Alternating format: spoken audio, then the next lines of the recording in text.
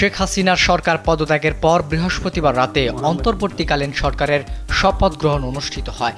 পরের দিন শুক্রবার ১৭ জন উপদেষ্টার মধ্যে নিজ নিজ মন্ত্রণালয়ের নাম ঘোষণা করা হয়। এদিন বিকেলে রাষ্ট্রীয় অতিথি ভবন যমুনায় অন্তর্বর্তীকালীন সরকারের প্রথম বৈঠক শেষে পরিবেশ, বন ও জলবায়ু পরিবর্তন মন্ত্রণালয়ের উপদেষ্টা সৈয়দা রিজওয়ানা হাসান শিক্ষা প্রতিষ্ঠান খোলা নিয়ে কথা বলেছেন। তিনি জানান, শিক্ষা প্রতিষ্ঠান যত দ্রুত সম্ভব খুলে দেওয়া হবে। এ বিষয়ে আরও আলোচনা হবে। সব মন্ত্রণালয়ে আমাদের সঙ্গে কাজ পরিচালনার ক্ষেত্রে শিক্ষার্থীদের কিভাবে যুক্ত করা যায়, কোন কাঠামোতে যুক্ত করা যায় সেটা নিয়ে আলোচনা হবে। এছাড়া আন্দোলনে যারা আহত হয়েছেন তাদের সহায়তা দেওয়া হয়েছে। পাশাপাশি প্রধান উপদেষ্টা ডক্টর মোহাম্মদ ইউনূস নিহতদের পরিবারকে ডেকে যমুনায় একদিন বসবে বলেও জানান তিনি।